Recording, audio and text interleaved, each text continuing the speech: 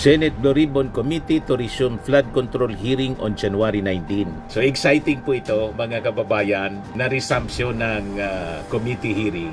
Kasi sa tingin ko po, malamang ipatawag uli po si Gutesa. Malamang ito pong si Gutesa talagang bumaliktad kasi nga sabi nga natin, hindi man niya kayang panindigan yung mga aligasyon niya na nag-deliver siya ng mali-malitang basura sa bahay po ni Martin Romualdez pati kay Saldico. Ay hindi pala, si retraction ni Alcantara daw.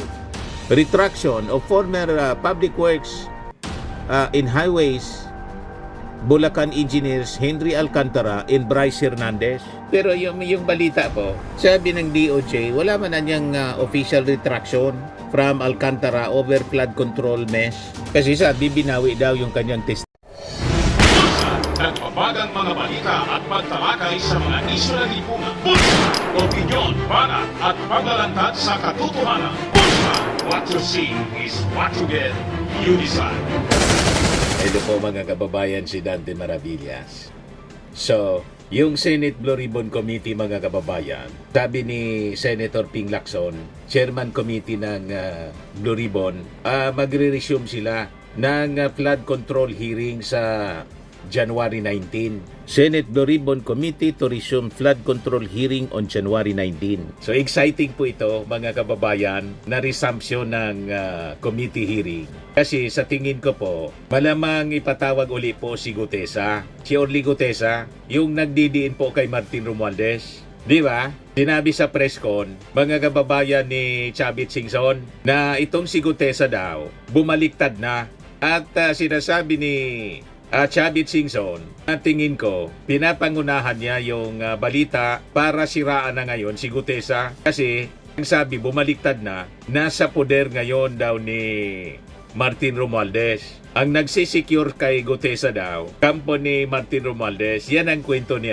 kwento ni Chavit Singson. Yan niya, Mr. Maravillas, ang paniwala mo. Mahirap man pong paniwalaan ang mga kwento ni Chavit Singson. Malamang, ito pong si Gutesa talagang bumaliktad. Kasi nga, sabi nga natin, hindi man niya kayang panindigan yung mga aligasyon niya na nag-deliver siya ng mali-malitang basura sa bahay po ni Martin Romualdez, pati kay Saldico. Di ba yun ang kwento niya? O ngayon, sa pag-resume ng hearing, baka po ito ang rason.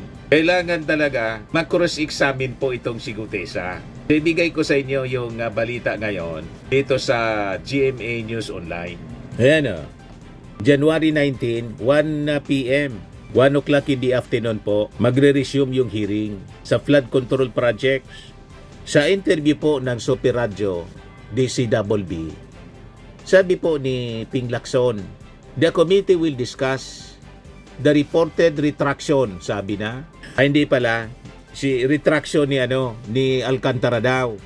Retraction of former public works in highways Bulacan engineers Henry Alcantara and Bryce Hernandez. Pero yung balita po, sabi ng DOJ, wala man anyang official retraction from Alcantara over flood control mesh. Kasi sabi, binawi daw yung kanyang testimony. Kaya siguro, mga kababayan, kailangan i-resume, ipagpatuloy yung flood control investigation para masiguro. Yan ang purpose siguro ni Ping Lacson. Yan ang sabi ng DOJ na wala man daw silang na-receive na official recantation of his previous revelations during the Senate Blue Ribbon Committee's hearing last September 2025. Nevertheless, sabi po ni Ping Lacson, isa sa pag-usapan namin yung consequences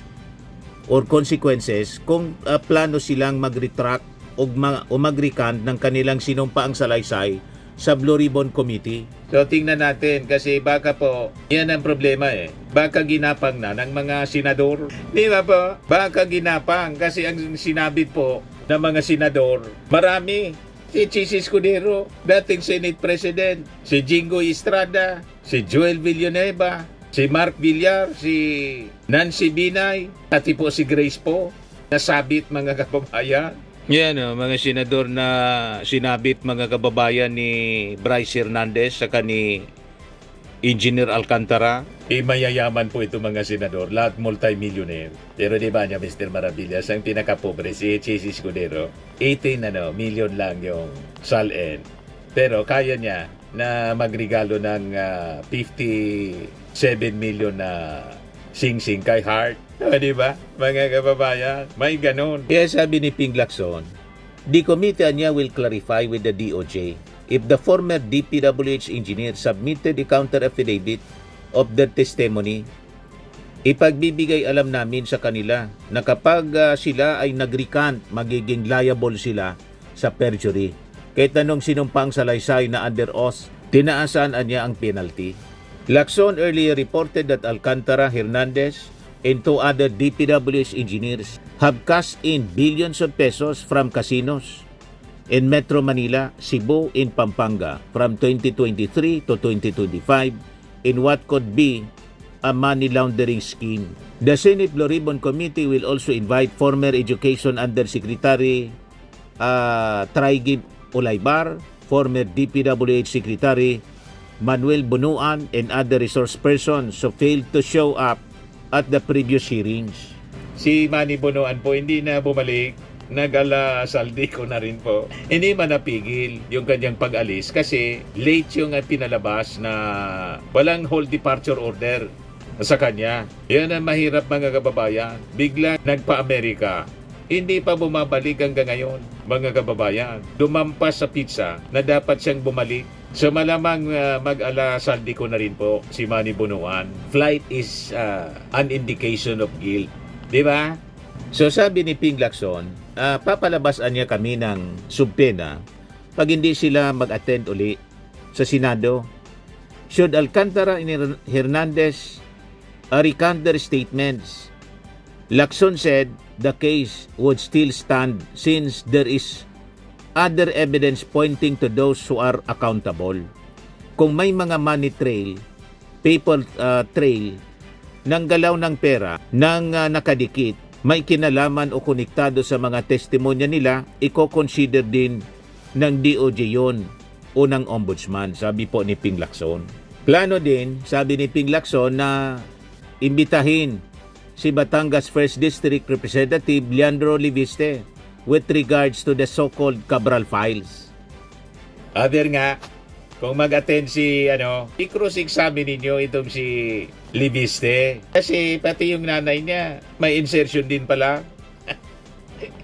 Sabi mismo mga kababayan ni Ping Lacson, lahat niyang senador. Almost all senators. Hindi siya kasama doon kasi hindi pa man siya parte ng 2025 GAA. Kapapasok pa lang niya uli, mga kababayan na senador. At talaga itong si Ping Lacson, malinis pagdating po sa pork. Hindi siya, mga kababayan, tumatanggap ng ganyan. Ayaw niya, allergic sa pork, mga kababayan, si Ping Lacson. So maganda itong kabang-abang ito, mga kababayan, na resumption ng hearing ng Senate Blue Ribbon Committee. Doon dapat magsalita itong si Amy Marcos. Hindi yung siya ng akusa na gusto niyang isabit si Martin Romualdez. Di magpresenta ka ng ebidensya para ipakulong mo yung sarili mong pinsan. Kasi, di ba, suklam na suklam ka kay Martin Romualdez. Kung gusto mong makulong, magpresenta ka ng ebidensya. Hindi yung puro kwento. Yan ang problema eh. Yung testigo ninyo ni Marcoleta, hindi na bumalik. Sana, sa pag-resume mga kababayan, ng committee hearing ng Senate Blue Ribbon Committee, lumitaw uli itong si Gutesa. Sabi ni Sabit Singson, bumaliktad na daw. Malamang. Pag bumaliktad siya, di perjury. Parihas mga kababayan na kaso with Bryce Hernandez in Alcantara. O ngayon, sabi ni Ombudsman na Boying Rimulya sa interview ng DCRH, sa programa niya pala sa DCRH, itong si Leandro Liviste mga kababayan, under investigation na daw ito dahil sa pagbibenta ng solar mega franchise. Yan kasi. O diba? Akusa siya ng akusa ng mga kamalian po. Yan ang sinasabi natin. Kung hindi ka man lang malinis, may mga skeletons ka in the closet, dapat wag ka nang dumaldal ng dumaldal. Tingnan ninyo si Amy Marcos, dumaldal ng dumaldal. Sabi ni Ping Lacson, sa Cabral files niya, may 2.5 billion kang allocable. Binuking tuloy mga kababayan ni Ping Lacson si Amy Marcos. O ngayon, ito naman po si Leandro Liviste. Daldal ng daldal. O ito ngayon, iniimbestiga na pala ngayon. Sabi yan ni Ombudsman Rimulya. Ayaw kasi manahimik Bibigyan ko kayo ng 2 linggo para sabihin ng lahat. Sasagutin ko ang lahat sa pagbubukas ng Kongreso sa January 26, sabi ni Leandro Leviste. 10 hours ago pa lang, tina-challenge niya yung DPWH tungkol ito sa Cabral Files. Nagbigay na deadline. Sabi nga natin, ilabas mo na lahat. Yung tinatakot mo, ilabas mo na. Tingnan natin kung may maniwala sa kwento mo. Diba? Hindi man po ma-authenticate kasi yung Cabral Files, ang may pwede lang mag-authenticate, sana kung buhay pa yung mismong tao. Patay na po si Yossi Cabral. Di ba po? But anyway, yung files na isubmit na daw ng DPWH sa Ombudsman. So ang pwede nating paniwalaan po yung credible, siyempre. At never natin masasabing credible yung Cabral Files na hawak ni Leviste. Kado-dado mga kababayan. Malay natin na dinoktor na yun. Di ba po? Mamalinis siya, mga kababayan. Yun pala, may kamalian din na ginawa. Yan o. Under investigation for sale of solar mega franchise. Kaya siya naging bilyonaryo. Kasi po, walang congressional approval. Illegal siya pag walang congressional approval po. Authorities are examining whether the transaction violated the law and could warrant criminal or administrative charges.